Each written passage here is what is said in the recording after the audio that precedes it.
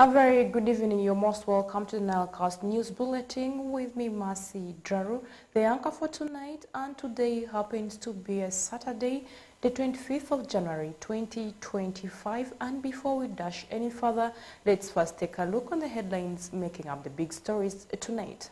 Coming up in the news tonight, Arua City schools react after release of 2024 PLE results.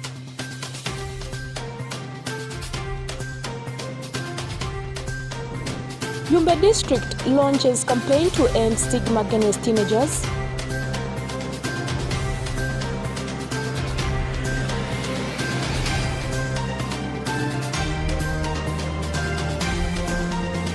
And floods displaces over 1,500 households in Days sub-county. More of these details in the Nowcast live at 7 p.m.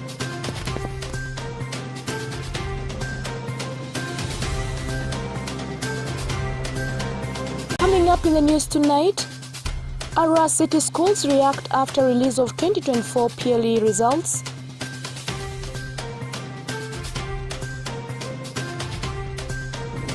Yumbe District launches campaign to end stigma against teenagers.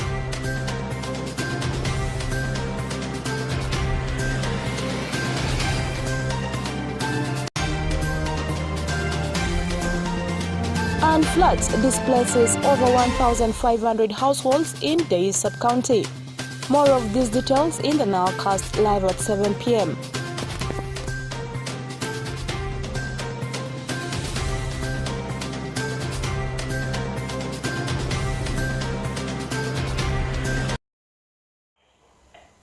Welcome back from the headlines and moving straight to our stories, and to start with Arua City. Following the release of the 2024 PLE results on Thursday 23rd January 2025, there is joy among the victor schools, learners, parents and relatives in Arua City, as well as all the stakeholders join hands together to celebrate the results. Faris Majid has more of the details. Following the release of the 2024 primary leaving examinations results on Thursday 23rd of January 2025, there is joy amongst the victor schools, learners, parents and relatives in Arua City, as all stakeholders join hands together to celebrate the results of the learners. At Oasis primary schools in Arua City, which had an outstanding performance of learners, Nafia Fifa, one of the best pupils from the school's Moni campus, who scored aggregate 6, attributes the success to guidance from her teachers and support from her parents, as she now hopes to become a doctor in future. I got 106. I feel very happy to get aggregate 6, but I wanted to get aggregate 4.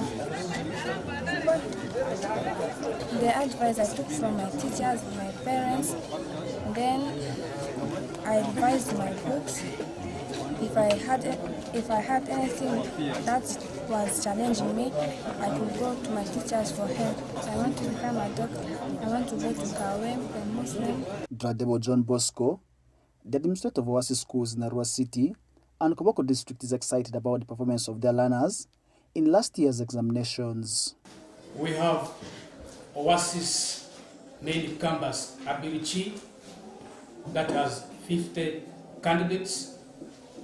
47 passed in the first grade, 2 passed in the second grade, 1 in X, giving a total of 50. Then we have Oasis Oboloko Fuku, commonly known as Annex, has 49 children, and Annex has got 30 in first grade, then 19 in second grade, giving a total of 49. Then we have Golden Brain Campus Koboko has given for us 27 out of 40 children. We are grateful to God for the wisdom, strength and guidance He has bestowed upon us in this journey.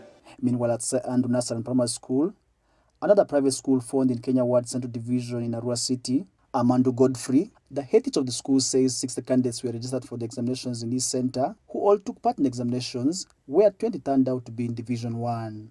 Out of the 30 boys, 11 got Division 1 and 19 got Division 2. And out of the 30 girls, we got 9 in Division 1 and 21 in Division 2.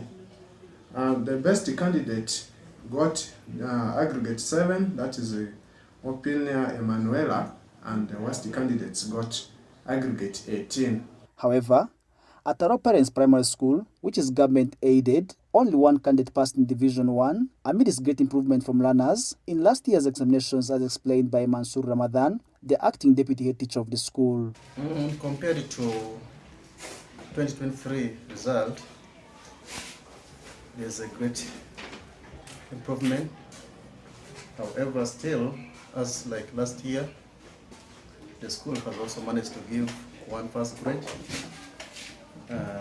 68 second grade, with 29 third grade, 18 fourth grade, and then we have the rest of the failures, which were 28 in number. These are mostly children who were recommended due to overage in the primary cycle. They were recommended to sit PLE such that they are given the chance to finish up. We tried our level best as the teachers of the school. We tried to push, moved with them, but we couldn't make. I think that's how the result is. A total of 722,730 learners out of 786,981 who sat for primary level examinations across the country last year qualified to join Senior 1 this year. Farish Majid, reporting for West Nile TV. Out of 786,981 who sat for primary level examinations across the country last year qualified to join Senior 1 this year. Farish Majid, reporting for West Nile TV. NILEcast. 86,981 who sat for primary level examinations across the country last year qualified to join Senior 1 this year. Farish Majid, reporting for West Nile to join Senior 1 this year. 981 who sat for primary level examinations across the country last year qualified to join Senior 1 this year. Farish Majid, reporting for West Nile TV. NILEcast.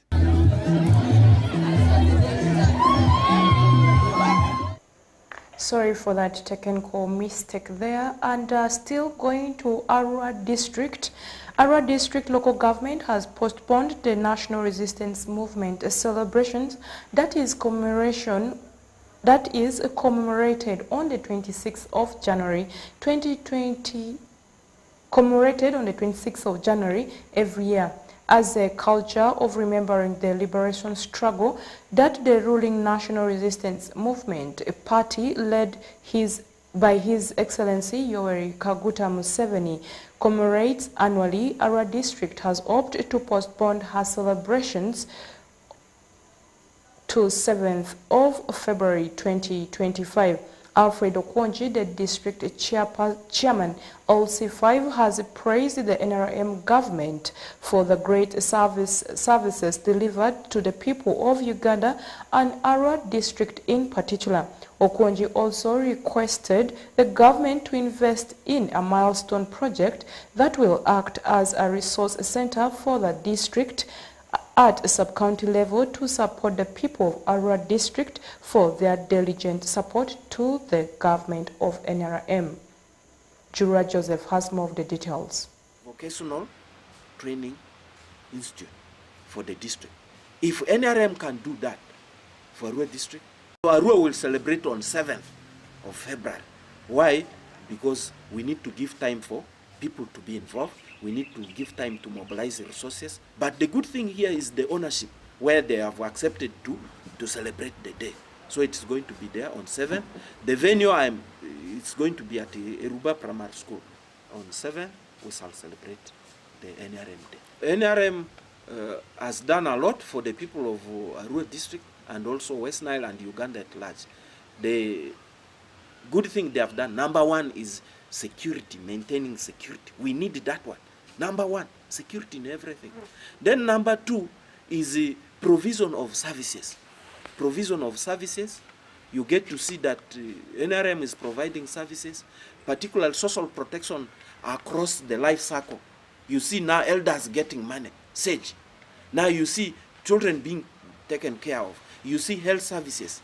So a lot has been achieved, but a lot also is desired to be put in place in terms of complementing, consolidating the achievements. But we are consciously thinking that one area is lagging behind: vocational training institute for the district.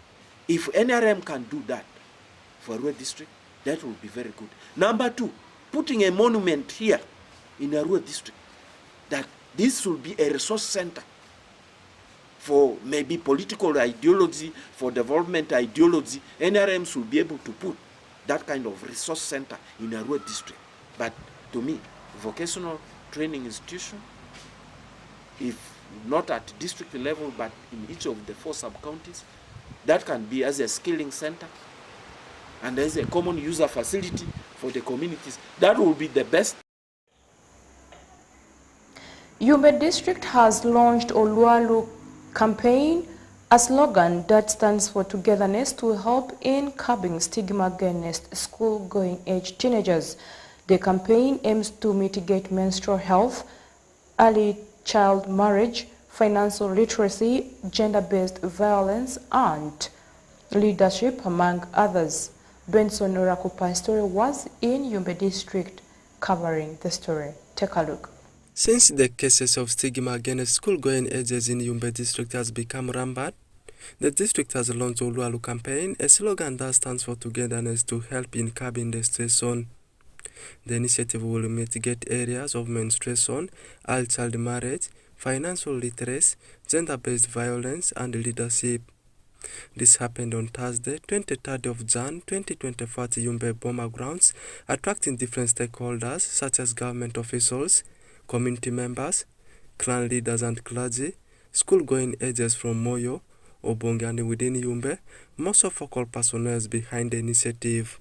Salila Rahima, the team leader for Oluwalu, gives the background about the initiative. It was started during the lockdown, where most of the girls have lacked knowledge on how they can solve the challenges. So we decided to come up with Oluwalu, because what Oluwalu means is togetherness, and if we say there is Oluwalu, it means there is unity, there is peace, there is harmony, and there is support from one person to another. She further highlights on why they are implementing the initiative in Yumbe, more so the mode of disseminating the gospel. From the day we interacted with the people in Yumbe, the problem they shared with us is the most affected is with drug abuse, school dropout, teenage pregnancy, and early marriage. There is also cultural beliefs they talked about, and how we are going to address the issue in Yumbe is by making a visit to the schools to advise girls and educate them on the disadvantages of teenage pregnancy, school dropouts, early marriage, and we are also going to carry out community sensitization to talk to the parents about the gender-based violence, because it hinders their children's education. Similarly, Asito Saron, the focal person in Obonge district, laments on how they will be carrying out the operations in the various communities of Yumbe district. We move to schools, we move to communities. There is door-to-door sensitization whereby we meet the parents, we meet children, and then in schools we meet also the school-going children plus the teachers. Of course, when you're meeting the schools, you need to involve the head teacher and then the teachers, the snowman teachers. When you're speaking to the children, you make sure the teachers are there. And then also we have our messages, we spread them through t-shirts. Of course, when someone wears our t-shirt, they will know this t-shirt has this message. It is Oluwalu. It is telling us maybe we should stop gender-based violence. And then someone else also sees another message. It will now give people that motive that this thing really needs to work. Those who are dropped out of school, when we reach to them, we talk to them about our Oluwalu program. They were able to listen, and I can say right now there are some who have gone back to school.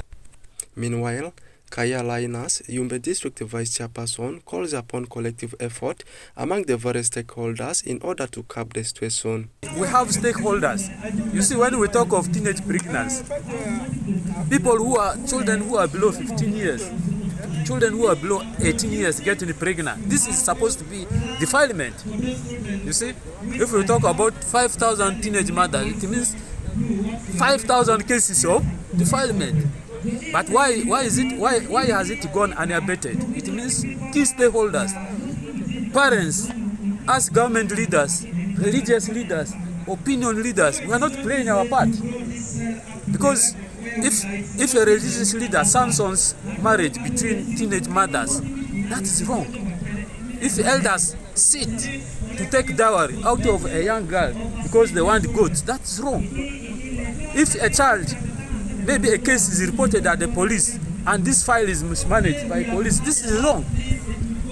If a defiler or someone who has impregnated a young girl is arrested, and as a politician, I think that this is my agenda, and I make sure that he is removed from the cell. This is wrong.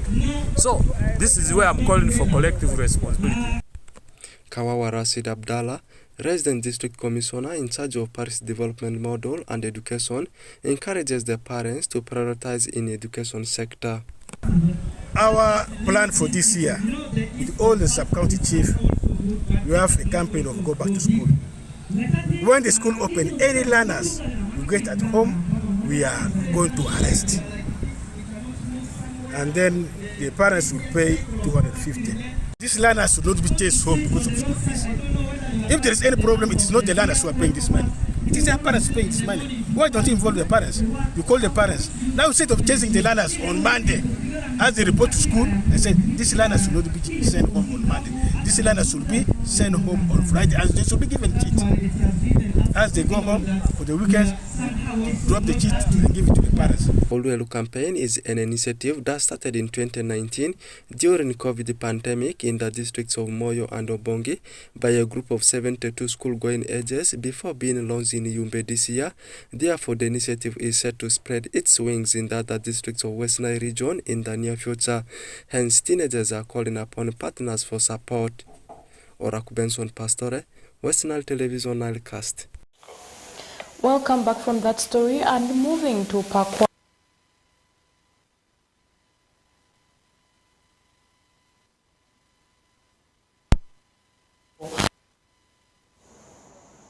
Homeless in Day Sub-County, Pakwach District, following rise in water level at Lake Albert. Alfred Jawok has more of the details. Leaders in Zumbo district have raised alarms over poor performances witnessed in the recently released 2024 primary living examination. Following the extreme floods which have displaced hundreds along the shore of Lake Albert, has submerged houses, gardens, among others. The unfortunate event is causing havoc to the affected victims. What used to be a road to a number of households in the sub-county Pakwach district, the areas are currently covered by floods following the rise in the Lake Albert water level. The unfortunate event displaced many villages seeking places to take refuge.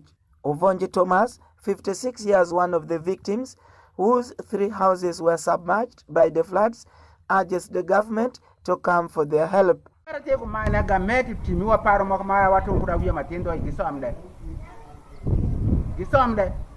Machin ke wanda wavutiwa kawune na bi ta kusama eni madom ma beti maka pen kado ngebi ne sha bekelu wala makuna ka chone biruga.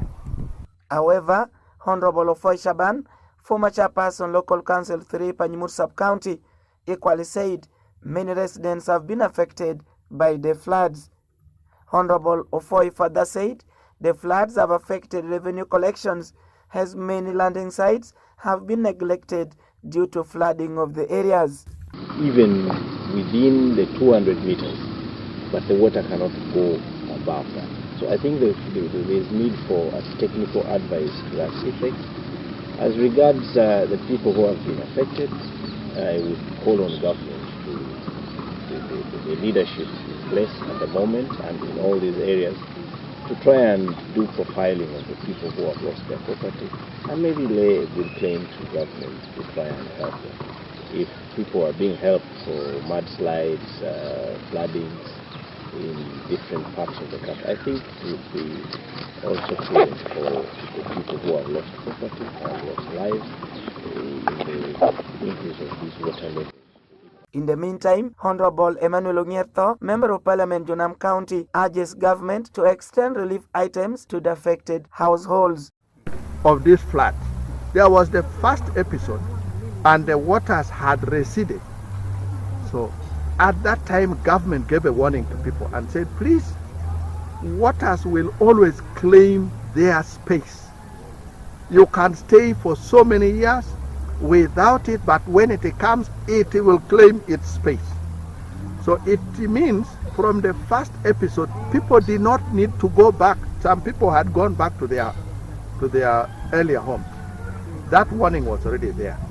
The unfortunate bit I can say with our people is that the government has not done enough. Why am I saying the government has not done enough? I know in areas of Kayonga, I know in areas of Ntoroko, government gave monies for displaced people to find land and settle in the upper land so that they don't go back there. But for us, we were made to do all the statistics we gave to government, but unfortunately, government did not come back to us to give people money to settle out there. This is the second time people living along the shore of Lake Albert have been affected by the floods, leaving many questions unanswered. Alfred Jawok, West Nile TV, Nilecast. Moving to Zombo district, the leaders have raised alarm over the poor performance witnessed in the recently released 2024 primary living examinations, where the district dropped in the number of first grades compared to the previous years. Alfred Jawok has more of the details.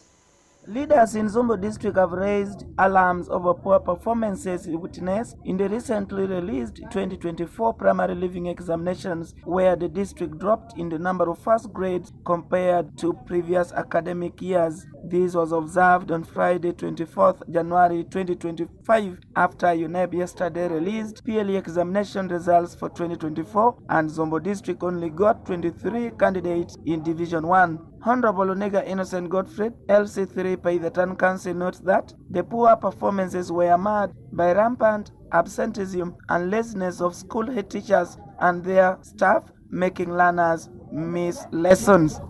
I am totally disappointed with this result.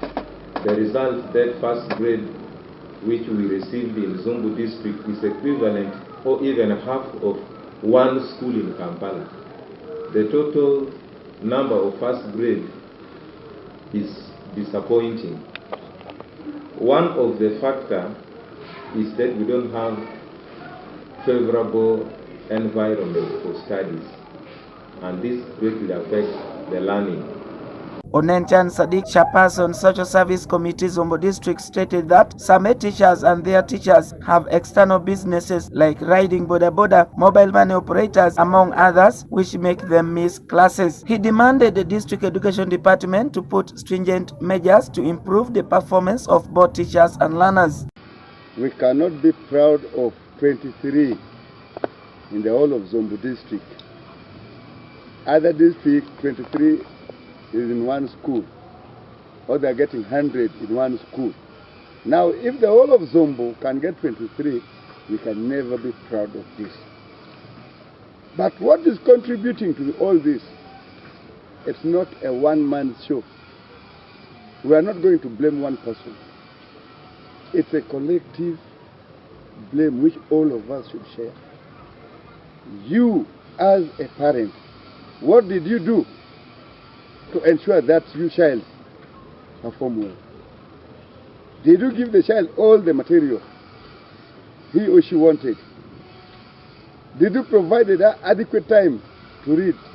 Did you give all the parental guidance needed?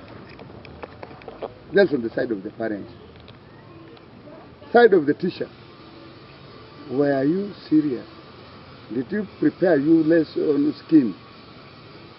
what guidance, what help did you give to the pupils?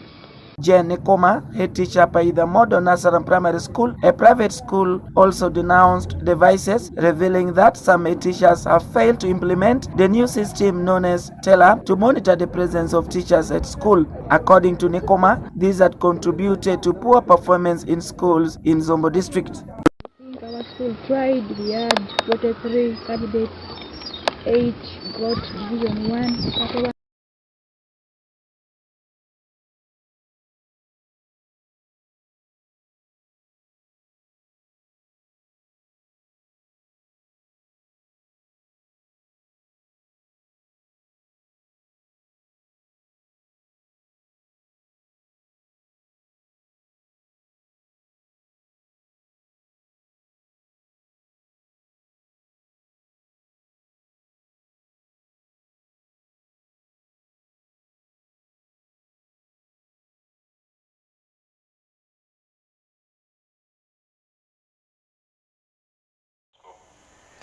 Welcome back from that story. The video wasn't playing all that, and I believe it's a technical problem, but that does not stop us. And moving forward with our sports news for tonight, Odumi Football Club played into a barren draw with Vura United in one of the derbies at Eruba playing grounds as Arua District 4th Division League commences. It was a game full of golden chances for the away team, but failed to convert any of the chances into the back of the net.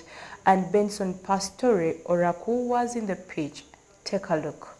Odumi Football Club played into a barren draw with Vura United in one of the derbies at Eruba playing ground as the District 4th Division League commences. It was a game full of golden chances for the away team, but failed to convert any of the chances into the back of the net.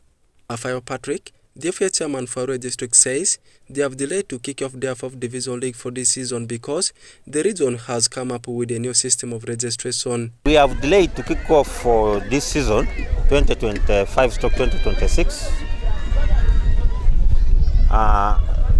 because the region has come up with a different system of licensing. At least to print a license for a club must have 15 players approved by FIFA. I had 19 clubs registered, but unfortunately one